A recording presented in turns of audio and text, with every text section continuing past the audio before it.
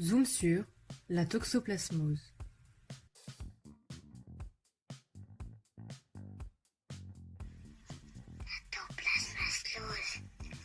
C'est quoi? C'est une maladie due à l'entrée d'un parasite dans l'organisme.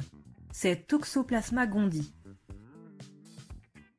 Ce petit parasite fait partie des protozoaires, c'est-à-dire que c'est un micro-organisme constitué d'une seule cellule, ce qu'on appelle un unicellulaire, et possédant un noyau, ce qu'on appelle une cellule eucaryote, comme nos cellules humaines. Ce parasite peut infecter tous les animaux à sang chaud. Il peut se transmettre de l'animal, par exemple le chat, à l'homme. Eh mais je suis une femme! Oui, enfin, homme, femme, vous avez compris. Tout dépend des habitudes en fait des pays. Par exemple, dans les pays anglo-saxons, les pays scandinaves, où on consomme soit moins de viande, soit de la viande beaucoup plus cuite, la prévalence est bien moindre, elle est de l'ordre de 15%. Dans les pays plus chauds, plus humides, où le parasite circule plus facilement, où la viande est moins facilement cuite à cœur, comme par exemple en Afrique ou sur le pourtour de l'océan Indien, la prévalence peut monter jusqu'à 60%. C'est-à-dire 2 personnes sur 3 qui sont en contact ou qui ont été en contact. Sur les 2 milliards, si ce n'est plus de personnes dans le monde, il y en a quasiment 99,99% qui n'ont jamais été traitées, puisque soit il n'y avait pas de symptômes, soit des symptômes très discrets, soit des symptômes un petit peu plus marqués qui ont conduit à un diagnostic de toxoplasmose. Mais quand on est immunocompétent, on sait qu'on va guérir.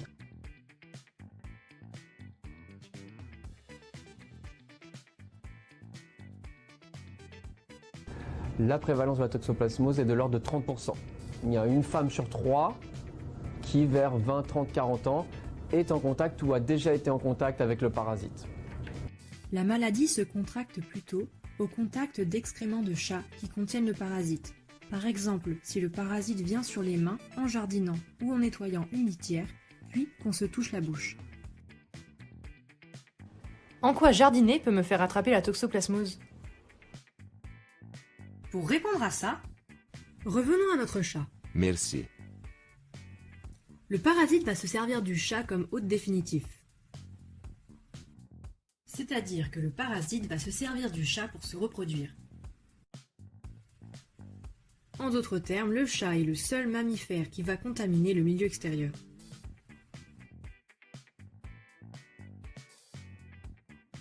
Le parasite va se reproduire dans le tube digestif du chat. Puis, il sera expulsé en même temps que les excréments du chat. C'est à ce moment-là que le parasite peut nous contaminer.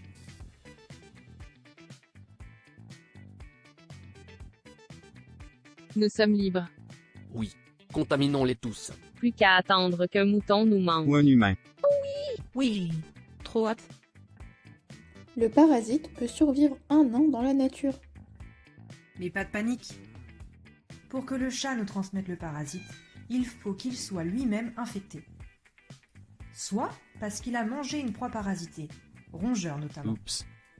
Soit parce qu'il a directement ingéré le parasite, par exemple en s'abreuvant dans une flaque contaminée. Ce qui n'arrive pas, ou rarement, aux chats domestiques puisqu'ils mangent des aliments industriels.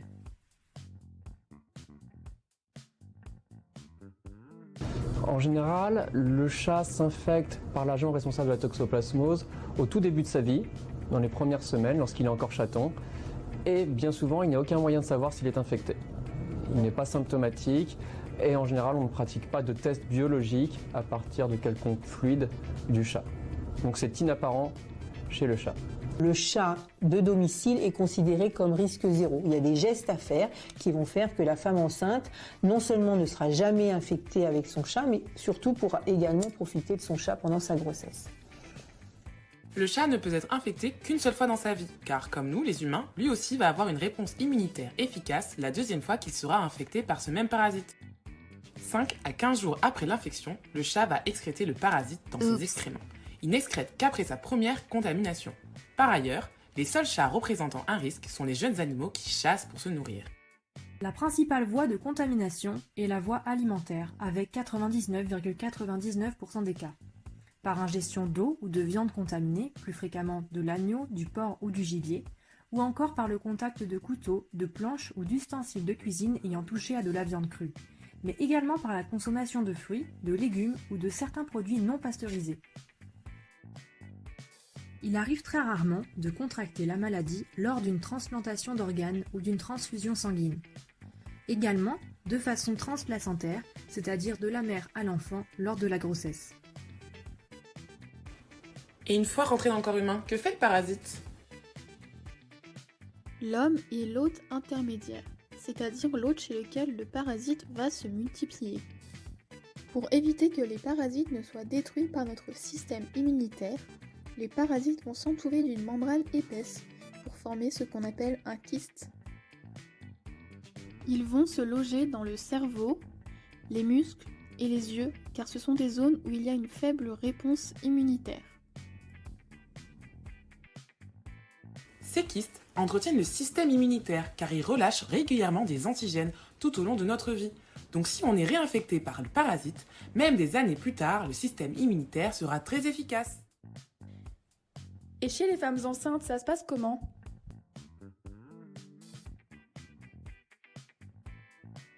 La plupart du temps, les femmes enceintes sont immunocompétentes, donc on ne peut pas dire qu'il y a vraiment de signes visibles, ou alors ça va être des petits symptômes, mais qui ne vont pas forcément conduire à l'identification de la toxoplasmose. En effet, dans le sang, on retrouve ce qu'on appelle des anticorps. Ils permettent au corps de se défendre contre des potentiels pathogènes qui pourraient attaquer notre organisme. En France, lorsqu'une femme est enceinte, le dépistage est obligatoire. Si une femme enceinte a été contaminée par Toxoplasma gondii avant la grossesse, alors le bébé ne risque rien. Si une femme enceinte n'est pas contaminée par Toxoplasma gondii, alors il faudra mettre en place un suivi médical.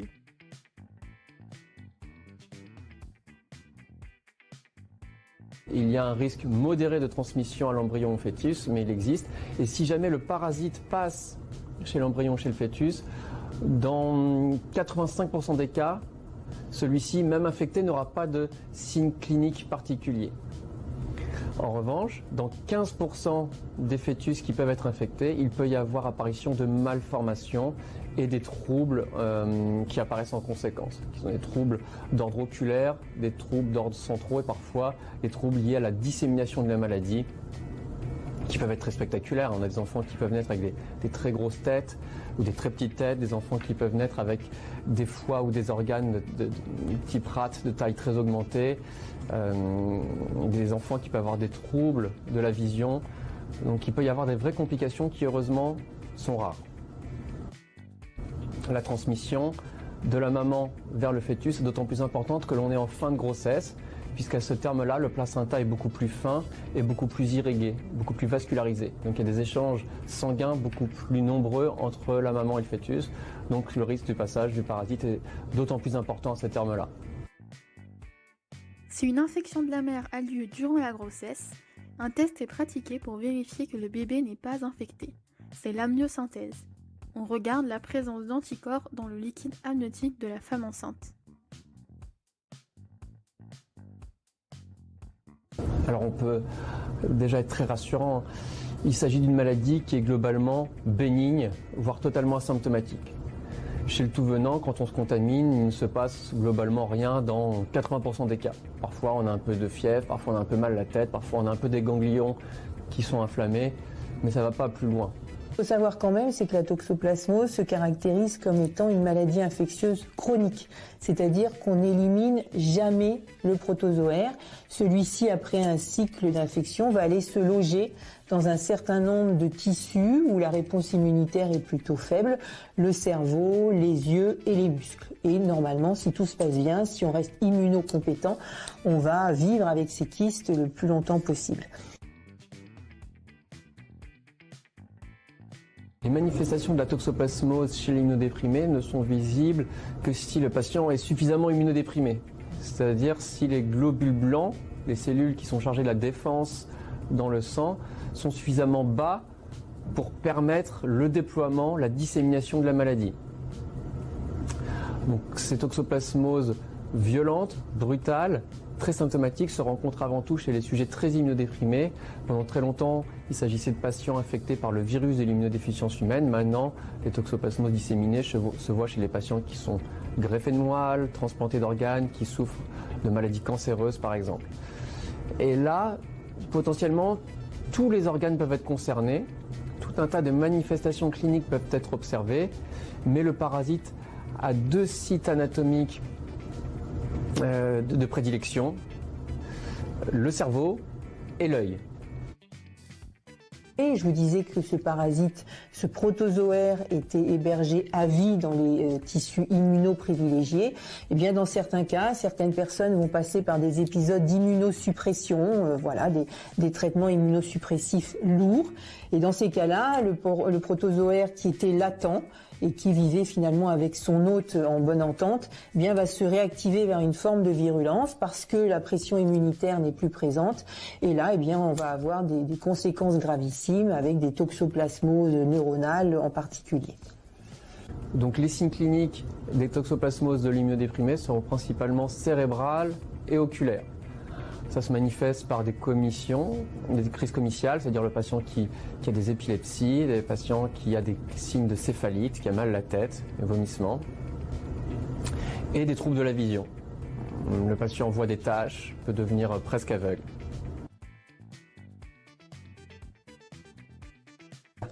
Donc il y a 2 traitements qu'on pourrait imaginer, c'est le traitement de la femme enceinte, séronégative, qui s'infecte pour la première fois. Donc oui, il y a des traitements qui vont lui être donnés dès que malheureusement elle saura qu'elle a cette infection toxoplasmique. Et puis il y a des traitements qui vont être donnés à ces personnes qui hébergent le protozoaire depuis des mois, des années, qui passent par un épisode d'immunosuppression, qui réactive le parasite. Et là, il y a nécessité de traiter.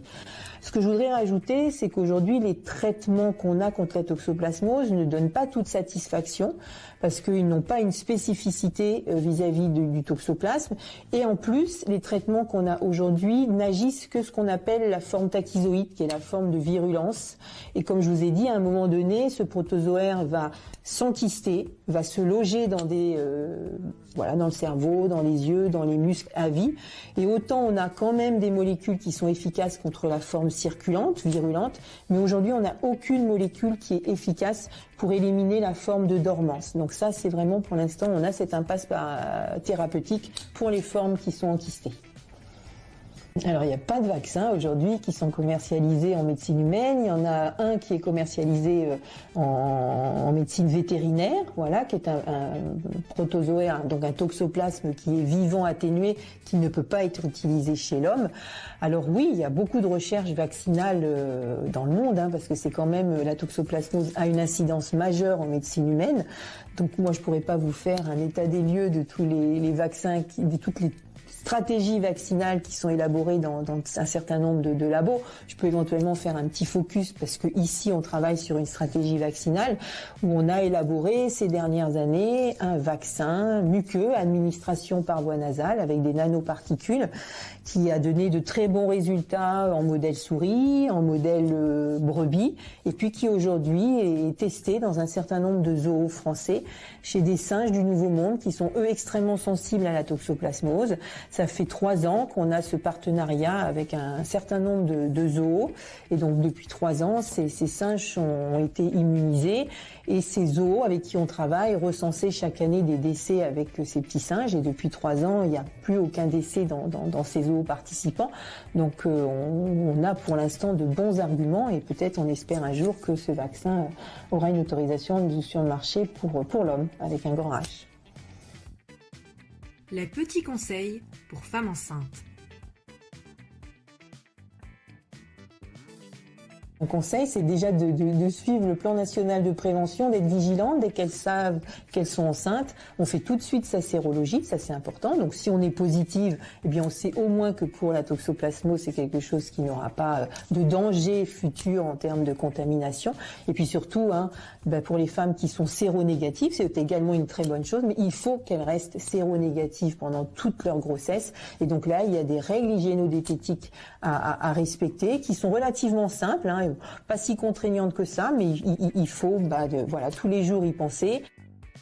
Voici quelques-unes des principales règles hygiéno-diététiques. Bien se laver les mains si on a été en contact avec des légumes ou des fruits souillés par la terre ou de la viande crue. Éviter de consommer de la viande mal cuite, tartare notamment. Mettre des gants en jardinant. Si vous avez un chat, demandez à quelqu'un d'autre de changer la litière ou dans le cas échéant, nettoyez-la tous les jours avec des gants et de l'eau chaude. Évitez la consommation de mollusques. Et boire de préférence de l'eau en bouteille. Merci d'avoir regardé. N'hésite pas à mettre un j'aime si la vidéo t'a plu.